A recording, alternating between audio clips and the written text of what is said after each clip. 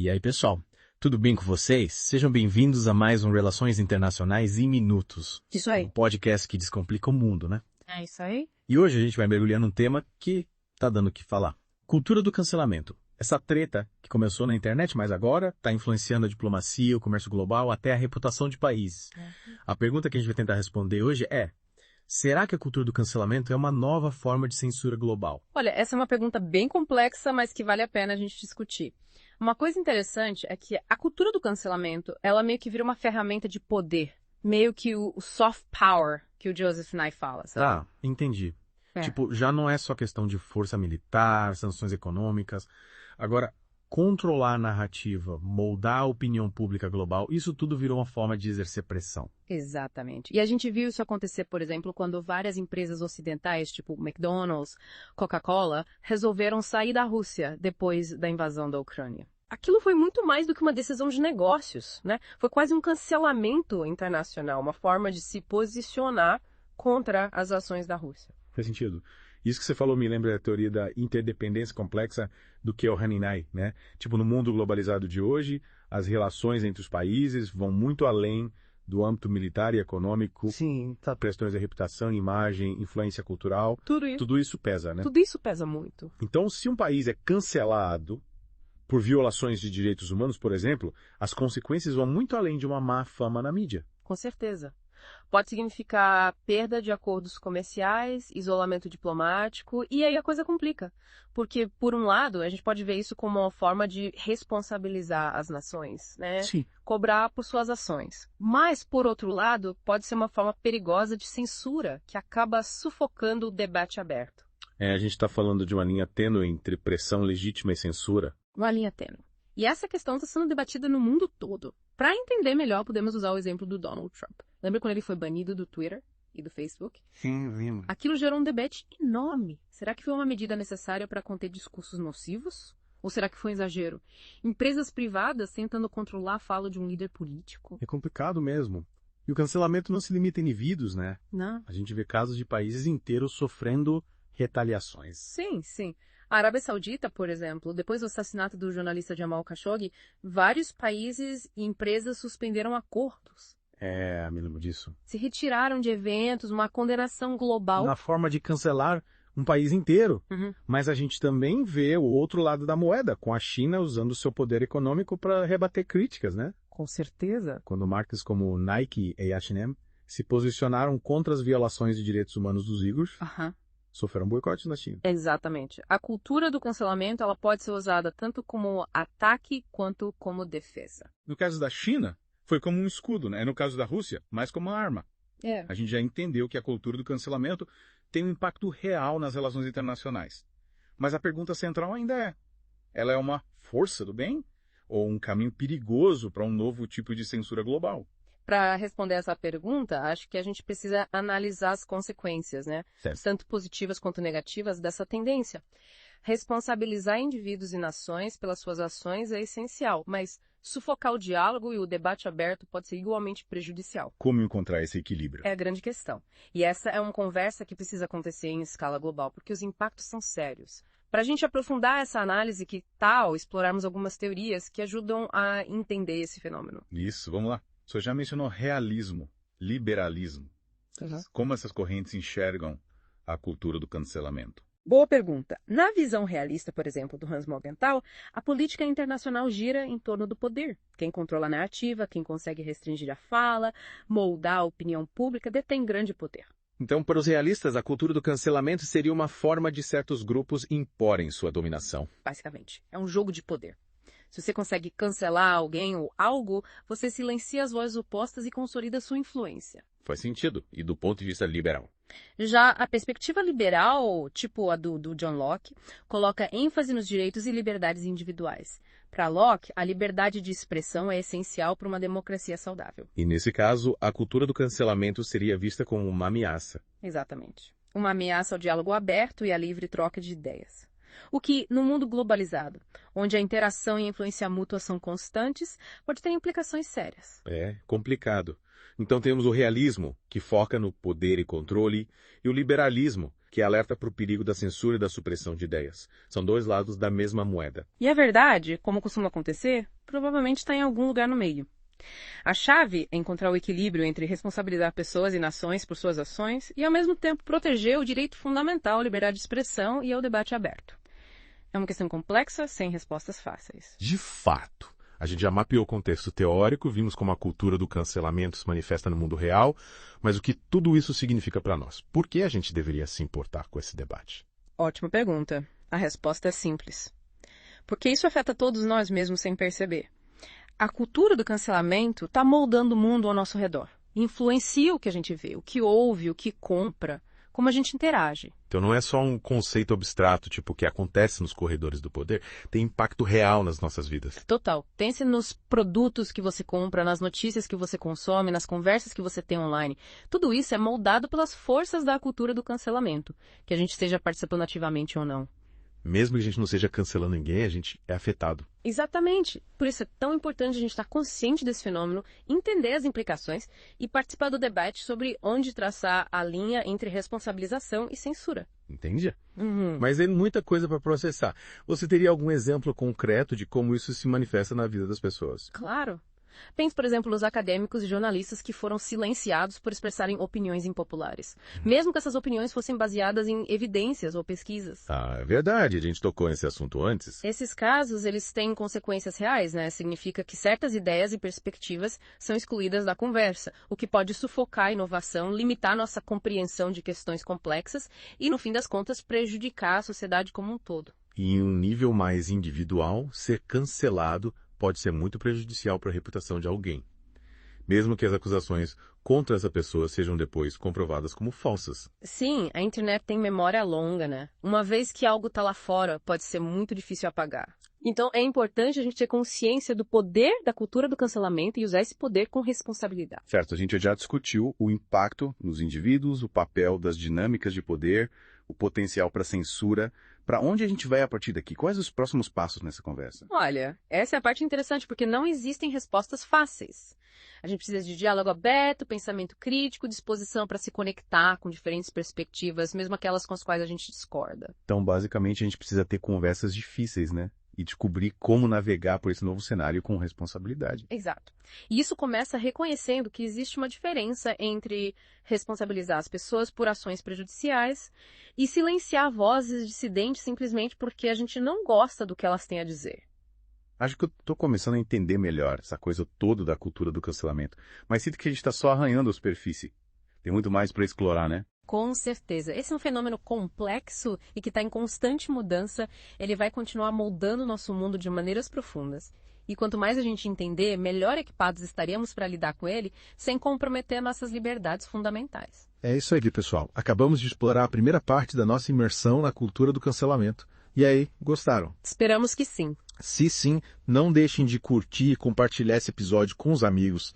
No próximo episódio, a gente vai continuar desvendando esse tema fascinante e seus impactos nas relações internacionais. Fiquem ligados. Bom, retomando nossa conversa sobre a cultura do cancelamento, acho que uma das questões mais urgentes é o impacto na liberdade de expressão, principalmente no contexto das relações internacionais. É verdade. Você mencionou antes que esse fenômeno todo pode ser visto como uma nova forma de censura global. Queria que você falasse um pouco mais sobre isso. Claro, imagine só. Se governos ou grupos poderosos conseguirem efetivamente cancelar indivíduos ou até nações inteiras por expressarem certos pontos de vista, isso gera um efeito inibidor na livre manifestação. As pessoas passam a ter medo de falar o que pensam, de desafiar o status quo, com medo de sofrer represálias? Então não se trata apenas de censura, tipo leis que restringem o que você pode dizer, mas sim de uma autocensura que as pessoas podem adotar por medo de serem canceladas. Exatamente. É como se você estivesse andando em ovos, sabe? Constantemente se questionando. Será que o que eu vou falar vai ofender alguém? Será que eu vou ser atacado por causa disso? E esse tipo de autocensura acaba sendo tão prejudicial quanto qualquer censura formal, né? Com certeza. Porque o verdadeiro progresso, o verdadeiro entendimento só surge a partir do diálogo aberto e honesto, mesmo quando ele é desconfortável. Concordo. Se todo mundo ficar com medo de falar coisa errada, as conversas perdem a profundidade, a honestidade. Sem dúvida. A gente começa a evitar assuntos delicados, qualquer coisa que possa gerar polêmica. E aí, como a gente vai evoluir como sociedade? Complicado. Mas, por outro lado, tem gente que argumenta que a cultura do cancelamento é uma coisa boa, né? Sim, tem esse lado também. Que serve para responsabilizar as pessoas por suas ações, principalmente quando a gente fala de coisas como discurso de ódio, discriminação. É importante reconhecer que a cultura do cancelamento, em alguns casos, gerou mudanças positivas.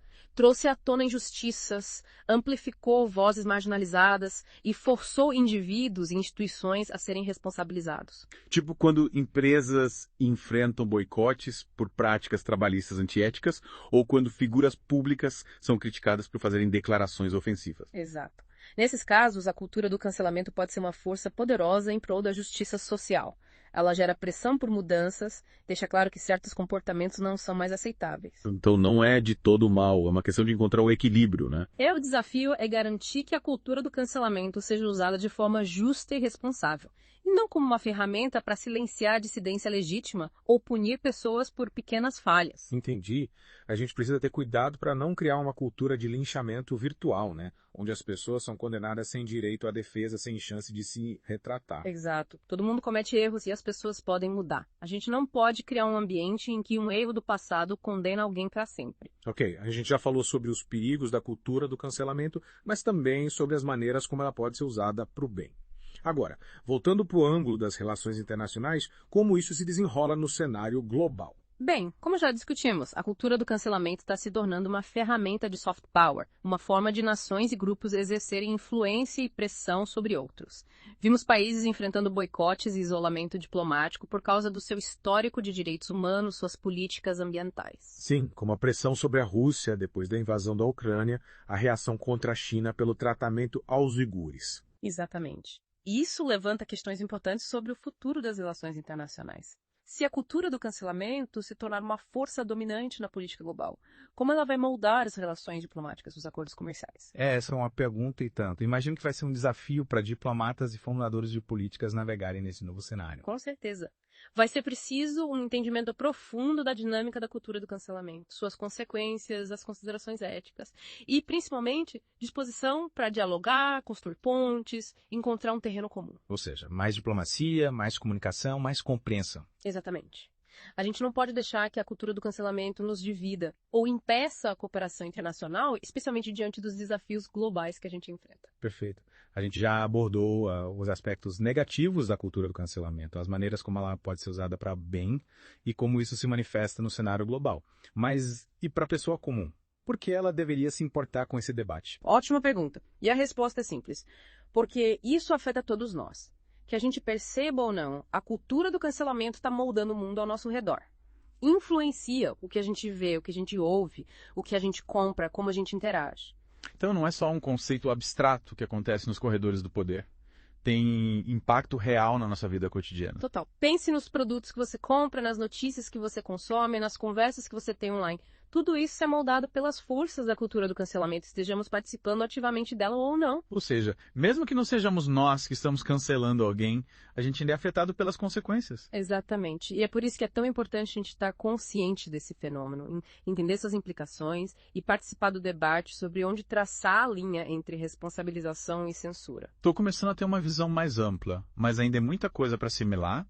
Você teria alguns exemplos concretos de como isso se manifesta na vida das pessoas? Claro. Pense nos acadêmicos e jornalistas que foram silenciados por expressarem opiniões impopulares, mesmo que essas opiniões fossem baseadas em evidências ou pesquisas. Em verdade, a gente já mencionou isso antes. Pois é, esses casos têm consequências reais. Significa que certas ideias e perspectivas estão sendo excluídas da conversa, o que pode sufocar a inovação, limitar nossa compreensão de questões complexas e, no fim das contas, prejudicar a sociedade como um todo. E um nível mais individual pode ser muito prejudicial para a reputação de alguém ser cancelado, mesmo que as acusações contra essa pessoa sejam depois comprovadas como falsas.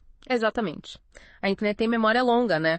Uma vez que algo está lá fora, pode ser muito difícil apagar. Verdade. Então, é importante a gente ter consciência do poder da cultura do cancelamento e usar esse poder com responsabilidade. Ok, então já falamos sobre o impacto nos indivíduos, o papel das dinâmicas de poder, o potencial para censura.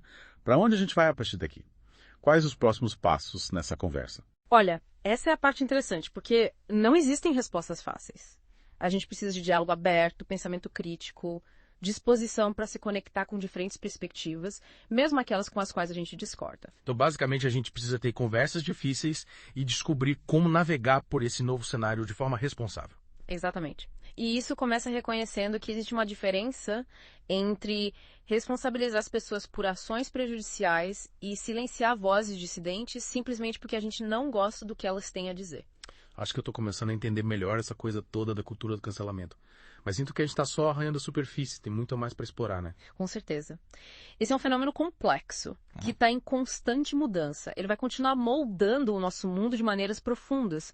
E quanto mais a gente entender, melhor equipados estaremos para lidar com ele, sem comprometer nossas liberdades fundamentais. Bom, acho que cobrimos bastante terreno nesta segunda parte da nossa imersão na cultura do cancelamento. Mas ainda precisamos explorar algumas soluções potenciais e nos aprofundar em como seria uma abordagem mais ponderada e equilibrada. Concordo. Há muito mais para discutir e essas conversas precisam continuar. Então, pessoal, fiquem ligados para a parte 3 do nosso mergulho profundo, onde vamos concluir nossa exploração da cultura do cancelamento e seu impacto no mundo. E aí, pessoal, de volta para a última parte do nosso mergulho na cultura do cancelamento. A gente já viu como esse negócio todo impacta as relações internacionais, os perigos, as vantagens. Mas agora, vamos falar de soluções. O que a gente pode fazer? Como lidar com tudo isso sem sufocar a liberdade de expressão? É a pergunta de $1 milhão, né? E como já falamos, não tem receita de bolo. Mas acho que uma das coisas mais importantes é a gente promover uma cultura de pensamento crítico e diálogo, sabe? Ponderado. Ah, entendi. Tipo, em vez de sair cancelando todo mundo, a gente precisa dar um passo para trás e analisar as coisas com mais calma. Isso. A gente precisa se perguntar. Qual é a real? Quais são os fatos? Quais são as diferentes perspectivas? A gente está falando de um caso de dano real ou só de divergência de opiniões? E, mais importante, quais as consequências de cancelar alguém ou alguma coisa? Faz sentido. É ser mais consciente, né? Totalmente. E também estar disposto a ouvir o outro lado, sabe? Dialogar, mesmo com quem a gente discorda. Muitas vezes, a melhor solução surge do debate, da troca de ideias. Mas na prática nem sempre é fácil, né? Exige esforço. Mas uma coisa que a gente pode fazer é prestar atenção nos nossos próprios vieses, nos nossos preconceitos.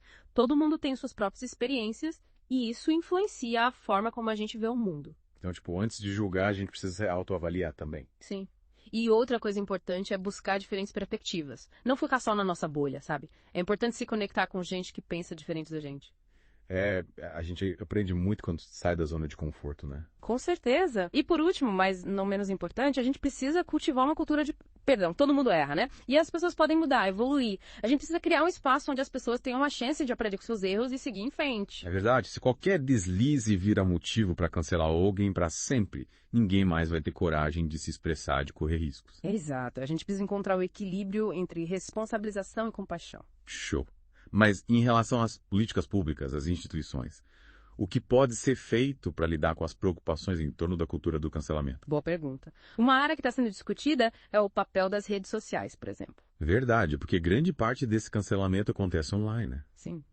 E essas plataformas têm muito poder de influenciar o que as pessoas veem, o que elas pensam. Então a questão é, como garantir que elas não estejam sendo usadas para silenciar vozes ou promover um ponto de vista específico? É complicado. Mas elas também têm que proteger os usuários de assédio, né? Sem dúvida.